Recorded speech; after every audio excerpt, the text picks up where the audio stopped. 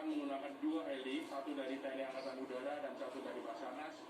Kemudian di atas permukaan dengan menggunakan kapal, dan di bawah permukaan kita menggunakan kapal-kapal yang mempunyai perlengkapan sonar. Di antaranya adalah KRI Rigel yang sudah diberikan perbantuan dari Panglima TNI.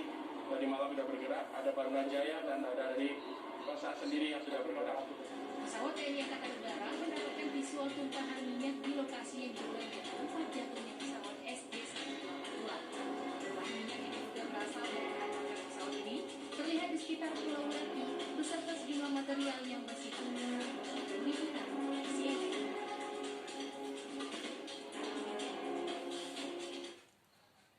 Kepala Basarnas dalam keterangan persnya Minggu sore menyampaikan telah memerintahkan kapal Basarnas merapat ke KRI Rigel dalam upaya pencarian black box pesawat.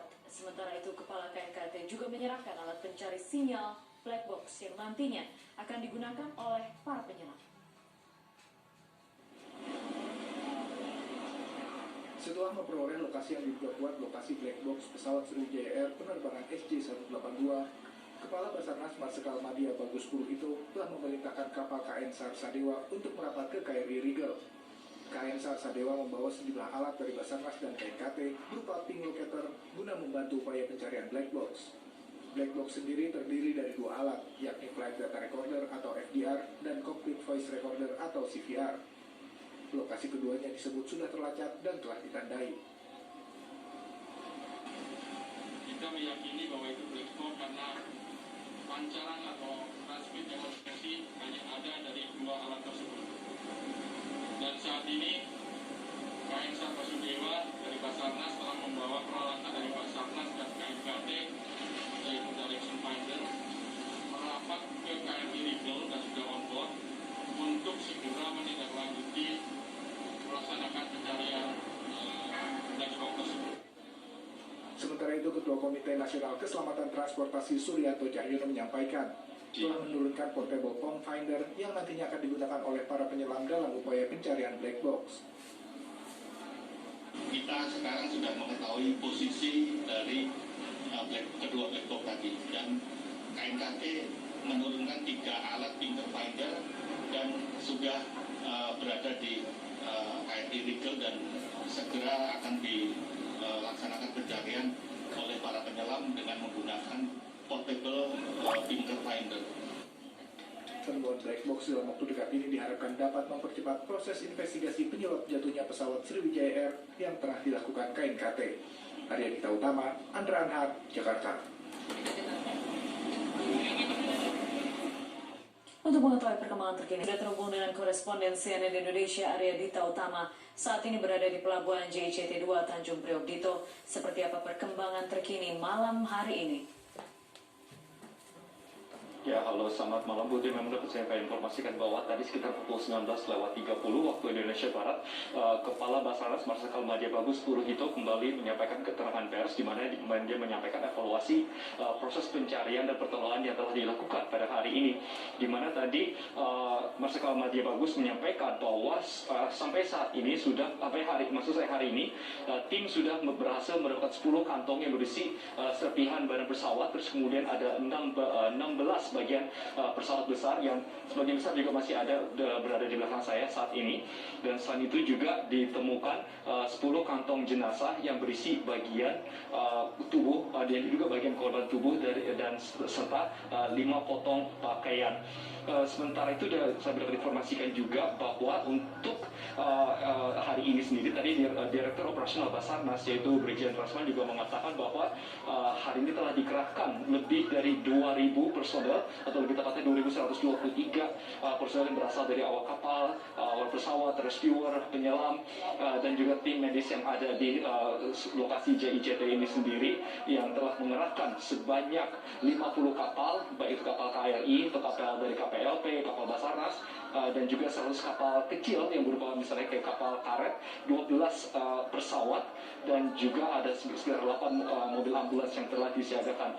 Nah, untuk rencana operasi besok yang akan dilaksanakan sendiri, tadi Direktur Operasional Basarnas yang juga berlaku sebagai Search and Rescue Mission Coordinator, karena ini merupakan tim gabungan, mengatakan bahwa strategi yang akan dilakukan pada esok hari kurang lebih akan sama dengan dengan strategi yang akan dilakukan pada hari ini, di mana memang untuk lokasi pencarian sendiri sudah dibagi menjadi 4 sektor, di mana masing-masing sektor itu memiliki luas sekitar 24 nautical mile persegi atau sekitar 8.200 meter persegi. Dan selain itu mereka juga berfokus atau konsentrasi untuk melakukan evakuasi korban dan juga sekaligus melakukan upaya untuk pengambilan serpihan-serpihan pesawat dengan nomor penerbangan SJ182 milik Sriwijaya Air itu sendiri.